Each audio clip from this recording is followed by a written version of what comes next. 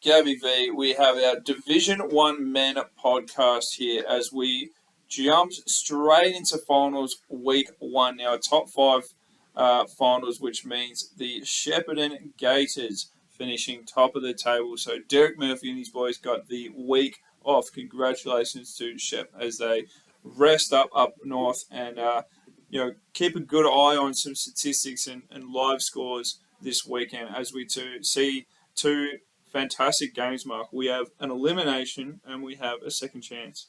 Yeah, so in the qualifying game, we've got second place RMIT playing host to third place Gippsland. And what an exciting matchup this one is, Ted. RMIT did have a loss last weekend while resting Steve Coffey in anticipation of this final series. But tell you what, Coffey will be back, and the question is with Gippsland, who's going to slow him down? Well, we spoke about this just before, and I'm sort of hedging my bets of whether you put Ben Barlow up in. Coffey's definitely got the size over Barlow, just physical brute size over him. But yeah, he'd have the strength, but Barlow's length will be enough to challenge the challenger's shot. True. And then pesty kind of character too as well. He'll get up in his grill and he won't make anything easy. Let's put it. Yeah, but and realistically, I mean, any team going up against Steve Coffey knows you kind of have to do it by support because one guy's probably not going to get done. Yeah. One guy will result in a triple double, I think, and then but then you look at the next cogs for RMIT and Daniel Steen and you sort of sit there and go, yep, Jordan Canavan's probably not a bad matchup for that. Steen probably has a size, but Canavan's got a whole lot of experience and pretty much can guard 1 through to 4. Yeah. So I'd imagine that would be a pretty good matchup there. Absolutely, and then you sort of look across the board and statistic wise of how it would fall out. RMIT, a pretty good 3-point threat team.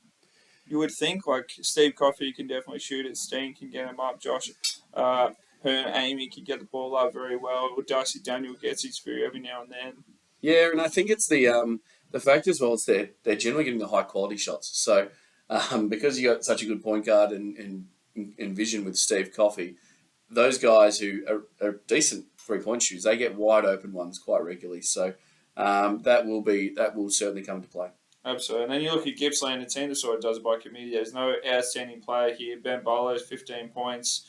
And then you look at the amount of other points, O'Brien with 10, Hughes with 10, Canavan, Josh under 10, Tibbles pushing 8 with 8 at the moment, but pushing high. It's going to be very, very interesting to see what happens here. But we'll move on because we have an elimination game here. Pakenham hosting Warrnambool, a huge trip for Warrnambool all the way to the other side. Yeah, Warrnambool did this trip not too long ago. I think it was 2 or 3 weeks ago. They did the Gippsland and Pakenham double. So yeah, off to Pakenham, and they know they're going to have their work cut out from slowing down Joe Davis. Unfortunately, Alex Gines has been injured for the remainder of the season. What's believed to be a bad calf injury, I think. So that's bad news for Warrnambool and for Alex, but we wish him all the best. And he'll no doubt focus on his coaching now. And Oliver Bidmate will get the job for sure on Joe Davis. He's a terrific defender and great rebounder, and will limit Joe Davis's opportunities. Absolutely, and then you'll probably see Josh Dow and Polydor come up against each other and battle that one out. What do you think? Yeah, I'd fully expect that. Joshua Dow's a great two-way player, realistically. And Polydor, we know, and we've seen it all year, that he just scores at will. So Joshua Dow is extra size. He's definitely bigger than Polydor, but his extra size should be able to alter a fair few of his shots if he can just stay in front of the extra speedy guard. Yeah, so it's less about how much can you limit it to. It's the type of shots you make him take. Yeah, 100%. He's going to get his points no matter what. It's how tough you're going to make it for him, how physical you're going to be. You're going to make him get his buckets from the line, or are they going to be easies?